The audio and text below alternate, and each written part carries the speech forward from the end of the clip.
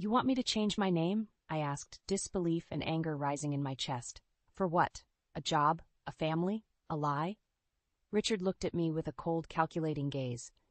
It's not just a job, Luna. It's an opportunity, and it's not just a name. It's an image. He leaned forward, his voice low and menacing. And you'd better take it. Or else, my name is Luna. A name as unique and mysterious as the celestial body it's named after. Growing up, it felt like a crown of individuality, setting me apart in a sea of conventional names. It wasn't just a collection of letters for me. It was a symbol of my parents' creativity and a testament to my uniqueness. My life, so far, had been a harmonious blend of personal and professional successes, much like the quiet glow of the moon on a clear night. In my early 20s, I found myself deeply in love with Alex, a man whose kindness knew no bounds. We met in college, a pair of dreamers charting our course through life's uncertainties. Our marriage was a natural progression, two souls intertwined by shared dreams and mutual respect. Alex's parents, Richard and Elaine, were the epitome of traditional values. Richard, a self-made businessman, had a demeanor that commanded respect, and Elaine, with her gentle poise, complimented him perfectly. They welcomed me into their family, though I always sensed a flicker of reservation in their eyes each time they said my name. "Ah, Luna," Elaine had said during our first meeting, her voice laced with a polite curiosity. "That's quite a unique name." I smiled, used to the reaction. "Yes, it is.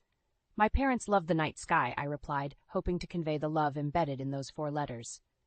Richard had nodded, a hint of something unreadable in his gaze. "Unique indeed," he had echoed, his voice neutral but not unkind.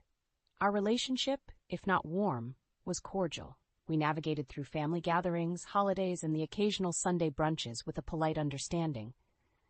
There was always a sense of decorum, a line of respect that wasn't crossed. But beneath this facade of normalcy, a storm was brewing, a test of loyalties and beliefs that would challenge the very core of my identity. It was a storm that began with a seemingly innocuous offer, one that would force me to stand at a crossroads between my sense of self and the allure of familial acceptance. The turning point came unexpectedly on a mild spring evening. Richard had invited Alex and me for dinner at their home, a sprawling estate that spoke volumes of his success. As we dined under the soft glow of the chandelier, conversation flowed from mundane family updates to business affairs. It was then that Richard, his eyes reflecting a shrewd business acumen, turned to me. "Luna, I've been observing your career in digital marketing. You have a remarkable talent, and I believe you could bring a fresh perspective to our company," he said, his voice a mix of admiration and calculated interest. I was taken aback. Joining Richard's company, a pillar of the community known for its conservative approach, had never crossed my mind. "Thank you, Richard. That's quite an offer," I replied, trying to mask my surprise. "Yes, it is," he continued, leaning forward. "I'm serious about this, Luna. Your innovative ideas could be just what we need to modernize our brand." The offer was undeniably appealing. It wasn't just a job opportunity. It was a chance to become part of the family's legacy, to contribute to something that Alex was so proudly a part of. Yet something held me back, a nagging feeling that there was more to this than just business. As if reading my thoughts, Richard added, "There is, however, one small matter. Your name, Luna, it's a bit unconventional for our corporate image. For you to take a prominent role in the company, we'd need to present you in a more professional light." I felt a chill run down my spine. "Are you asking me to change my name?" I asked, my voice barely above a whisper. Richard nodded, his expression unapologetic. "Yes, I believe a more traditional name would be better suited for the business environment. It's a small change, but it's essential for the company's image." The room spun around me as his words sank in. My name, the essence of my identity, reduced to a mere branding obstacle. I looked at Alex, searching for support. He seemed as stunned as I was, his eyes wide with disbelief. I need to think about this," I stammered, excusing myself from the table. The night air felt heavy as I stepped outside, the stars above mocking me with their unchanging brilliance. The days following Richard's proposition felt like walking through a fog of disbelief. How could I, Luna, a name chosen with love and imbued with meaning, consider casting it aside for a corporate image? It was more than just a name. It was a testament to who I was, a symbol of my parents' hopes and my unique path in life. I found myself sitting across from Richard a few days later, in his meticulously organized office, the air heavy with the scent of aged wood and success. Alex was beside me, his presence a silent source of strength. "Richard, I've given your offer a lot of thought," I began, my voice steady despite the turmoil inside. "I'm grateful for the opportunity to be part of the company. However, I cannot and will not change my name. It's an integral part of my identity." Richard's expression hardened, the lines on his face deepening. "Luna, this is a small compromise for a significant opportunity. It's a business decision, nothing personal." "It's deeply personal to me," I countered, feeling a surge of defiance. "My name is not a compromise. It's who I am." Alex interjected, his voice firm. "Dad, you can't ask Luna to change her name. It's an unreasonable condition." Richard sighed, a trace of frustration in his eyes. "I thought you'd be more understanding of the business world's needs. It's not just about you, it's about the company's image." The conversation ended with a tangible tension. As Alex and I left his office, the finality of my decision hung in the air, heavy and unyielding. I had stood up for my identity, but at what cost? That evening, Elaine called, her voice a blend of concern and diplomacy. "Luna, dear, are you sure you won't reconsider? Richard means well, and it's a fantastic opportunity." "Elaine, I respect Richard and what he's built, but I can't lose myself in the process. My name is not up for negotiation," I replied, my resolve unwavering. The call ended with a polite goodbye, but the unspoken disappointment was clear. The decision had been made, lines had been drawn, and the once cordial relationship with my in-laws now stood on a fragile edge. In the weeks that followed, the atmosphere at family gatherings changed. What was once a space filled with casual laughter and easy conversations now felt strained, as if each word and gesture were measured and weighed for its impact. Richard and Elaine, while always polite, had a coolness in their demeanor that was hard to ignore. Dinner conversations were now a careful dance around safe topics, avoiding the unspoken tension that lingered like a shadow. Alex tried to bridge the growing divide, his efforts a testament to his love for both his family and me. Yet, the strain was evident in the furrow of his brow, the way his laughter didn't quite reach his eyes. One Sunday afternoon, as we gathered in their lush backyard, Elaine approached me, her voice soft, her words chosen with care. "Luna, I know you feel strongly about your name, but sometimes we have to make sacrifices for the greater good. It's not just about you, it's about what's best for the family."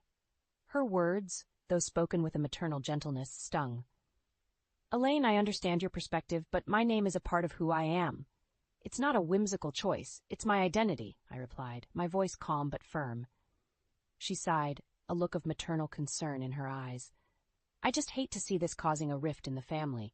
You're important to us, Luna." The conversation ended with a polite smile, but the divide was palpable. As the evening wore on, the laughter and chatter around me felt distant, a reminder of what was lost in the pursuit of staying true to myself. Alex and I left early that night, the car ride home filled with a heavy silence. He reached over, squeezing my hand, a wordless gesture of solidarity. It was in that quiet moment, under the soft glow of the streetlights, that I realized the true cost of my decision. As the days turned into weeks, the unspoken battles within the family grew more pronounced. Richard and Elaine's demeanor towards me was cordial, yet there was a perceptible distance, a barrier built not of words but of unmet expectations and unspoken disapproval. Family gatherings became a balancing act. Conversations were polite, yet they lacked the warmth and intimacy that once made these occasions special. I could sense the unasked questions and lingering judgments in their cautious smiles and measured greetings. Alex, caught in the middle of this silent storm, was a pillar of support. He understood the unspoken dynamics, the delicate balance between respecting his parents and standing by his wife. His efforts to ease the tension were commendable, but the gap that had formed was not easily bridged. One evening, during a particularly tense dinner, Richard made an offhand remark about the importance of tradition and legacy in business. It wasn't directed at me, but the underlying message was clear. I felt a knot tighten in my stomach, a mix of frustration and resolve. Alex, sensing the tension, quickly changed the topic, his voice a little too cheerful. "Dad, "How's the new product line coming along?" he asked, steering the conversation to safer waters. The evening ended with polite goodbyes, but the emotional distance was more pronounced than ever. As Alex and I drove home, the silence in the car was a stark contrast to the unspoken words that hung between us. That night, lying in bed, I found myself reflecting on the situation. I had stood my ground, true to my beliefs, but at what cost? The family I had hoped to be a part of now felt like a distant mirage, a connection strained by the weight of unmet expectations and silent judgments. Yet, amidst the turmoil, there was a sense of strength, a deep-seated knowledge that compromising on one's identity was too high a price to pay, even for the sake of familial harmony. As the months passed, the strained relationship with Richard and Elaine remained unchanged, a constant undercurrent in our interactions. However, life has a way of bringing unexpected twists. It was during an unremarkable Tuesday morning when I received a call from Alex. His voice was a mix of surprise and urgency. "Luna, you won't believe this. Dad's company is facing a major PR crisis. Something about their latest advertising campaign being out of touch with today's values." I sat up, alert. Richard's company had always prided itself on its traditional approach, but in a rapidly changing world, what was traditional could quickly become outdated. Alex continued, "They're struggling to connect with the younger audience. It's a mess, and Dad's at his wit's end." A thought began to take shape in my mind, a daring idea that was both a risk and an opportunity. "Alex, I think I can help," I said slowly, the gears in my mind turning. "But it has to be on my terms." That evening, I found myself sitting across from Richard in his office, the tension of past conversations hanging in the air. "Richard, your company needs a new perspective, one that understands the values and voices of today's generation. I can offer that perspective, but I do it as Luna, not as someone else." Richard looked at me, his expression a mixture of desperation and skepticism. "You think you can turn this around?" he asked, his voice tinged with a hint of doubt. "I know I can," I replied confidently, "but I do it my way, with my name, my identity." The decision was made. Over the next few weeks, I worked closely with the company's marketing team, infusing new ideas and strategies that resonated with a broader, more diverse audience. The campaign was a bold departure from their usual approach, but it struck a chord, turning the tide in favor of the company. Richard watched in amazement as the public perception shifted. The company that was once criticized for being out of touch was now praised for its progressive and inclusive approach. In a quiet moment, after the success of the campaign, Richard approached me. "Luna, I was wrong," he admitted, a rare vulnerability in his voice. "Your name, your identity, it's what gave you the insight we needed. I'm sorry for not seeing it earlier." The apology was a balm to the wounds of the past months. It didn't erase the hurt, but it was a start, a step towards mending the frayed threads of our family ties. The success of the new marketing campaign marked a turning point in my relationship with Richard and Elaine. The rigid boundaries that once defined our interactions began to soften, replaced by a growing sense of mutual respect. One Sunday afternoon, as we gathered for a family lunch, the atmosphere was noticeably lighter. Richard, who had once viewed me through the lens of skepticism, now engaged in conversations with a newfound openness. During a quiet moment, Elaine pulled me aside. Her eyes, usually so composed, held a warmth that had been absent for so long. "Luna, I want to apologize," she began, her voice laced with sincerity. "We were wrong to ask you to change who you are. You've shown us that there's strength in being true to oneself." Her words, simple yet heartfelt, touched a deep chord within me. "Thank you, Elaine," I replied, feeling a sense of closure. "It means a lot to hear that." The rest of the day passed with a gentle ease, a harmony that had been missing in our gatherings. Laughter flowed freely, and conversations were imbued with a genuine interest and warmth. As Alex and I drove home that evening, he reached for my hand, a smile playing on his lips. "Looks like you've won them over, Luna," he said, his eyes shining with pride. "I guess I have," I replied, feeling a sense of accomplishment. But more importantly, I stayed true to myself, and that made all the difference. The journey had been challenging, filled with moments of doubt and conflict. Yet it had led to a deeper understanding and acceptance, not just within the family, but within myself. Standing up for my identity had not only brought resolution to the family tensions, but had also reaffirmed my belief in the importance of being true to oneself.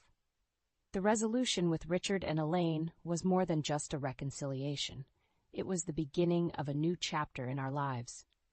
The experience had not only changed my relationship with my in-laws, but also brought about a profound personal transformation.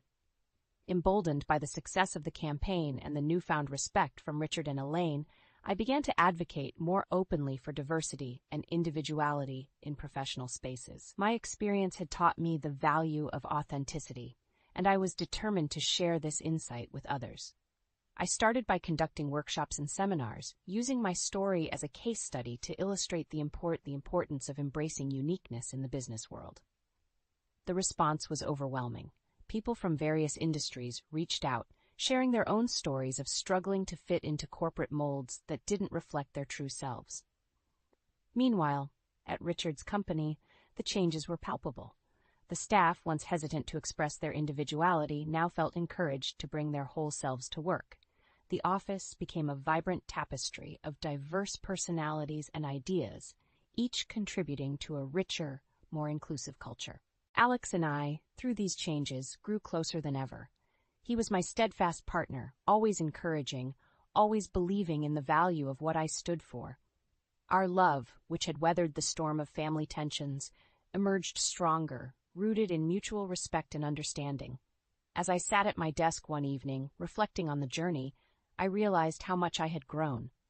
The challenges had not only strengthened my resolve, but had also opened up new paths, opportunities to make a difference in ways I had never imagined. The phone rang, snapping me out of my reverie.